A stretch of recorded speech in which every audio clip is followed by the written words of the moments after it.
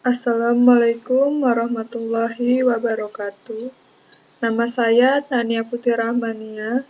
Saya dari Universitas Ibnu Sina Batam, dan di sini saya akan menjelaskan tentang media pembelajaran interaktif tata cara sholat, karya Nurul Amala.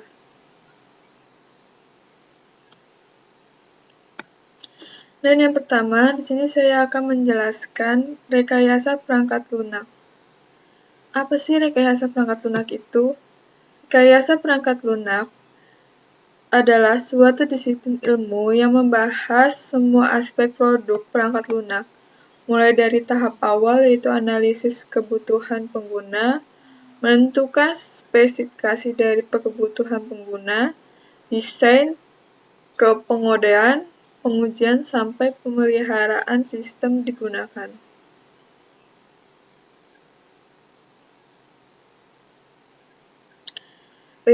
Selanjutnya ada MDLC. MDLC banyak terdapat metodologi yang dapat digunakan dalam merancang sebuah aplikasi multimedia.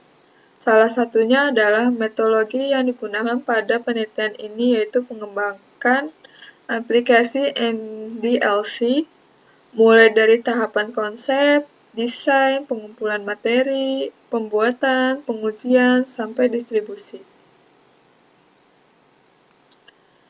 Nah, untuk pengosepannya sendiri itu ada pada tahap konsep perlu menentukan tujuan terhadap identifikasi para pengguna. Aplikasi ini bertujuan untuk membuat aplikasi multimedia tentang tata cara sholat. Konsep dasar aplikasi ini yaitu interaktif, di mana terdapat pembelajaran yang dapat membantu si pengguna mempelajari tata cara sholat dengan lebih menyenangkan. Pembelajaran adalah membelajarkan peserta didik menggunakan asas pendidikan maupun teori belajar yang merupakan penentuan utama keberhasilan pendidik. Nah, di sini ada diagram tata cara sholat. Di samping diagram ini menggambarkan fungsionalitas yang diharapkan dari sebuah sistem, yang menunjukkan sebuah interaksi antar pengguna dengan sistem. Yang kedua ada diagram ini, diagram sekuensi mulai. Gambar di samping menunjukkan diagram yang skenarionya mulai. Diagram menjelaskan bagaimana menggunakan berinteraksi dengan halaman menu mulai, kemudian halaman tersebut mengirimkan pesan ke sistem yang menampilkan halaman menu.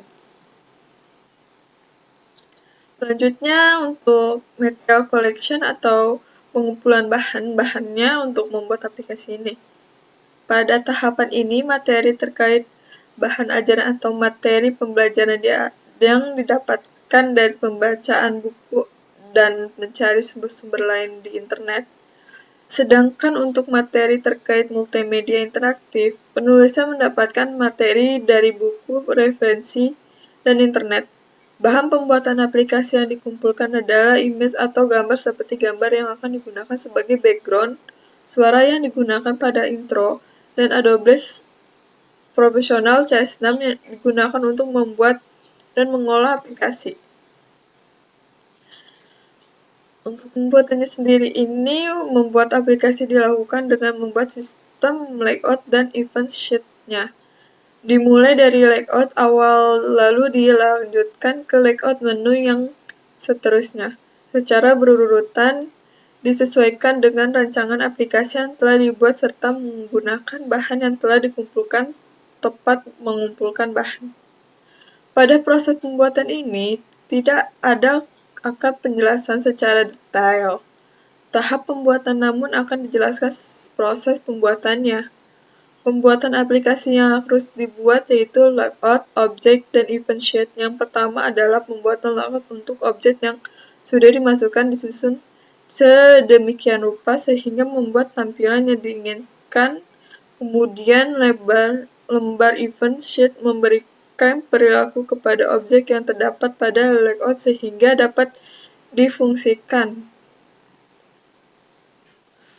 Nah, pembahasannya ini adalah ada proses ini dibutuhkan untuk melakukan proses identifikasi dan proses analisis kebutuhan-kebutuhan yang diperlukan untuk membuat aplikasi. Kebutuhan-kebutuhan tersebut terdiri atas sebuah fungsional dan non-fungsional. Kebutuhan fungsional merupakan kebutuhan yang solid harus ada dalam sebuah aplikasi, sedangkan kebutuhan non-fungsional adalah pelengkapan dari sebuah aplikasi yang dibuat yang dijelaskan sebagai di samping ini. Ada beberapa kebutuhan fungsional perihal pengembangan aplikasi. Yang pertama, dapat menampilkan animasi yang menarik tentang gerakan tata cara sholat yang benar.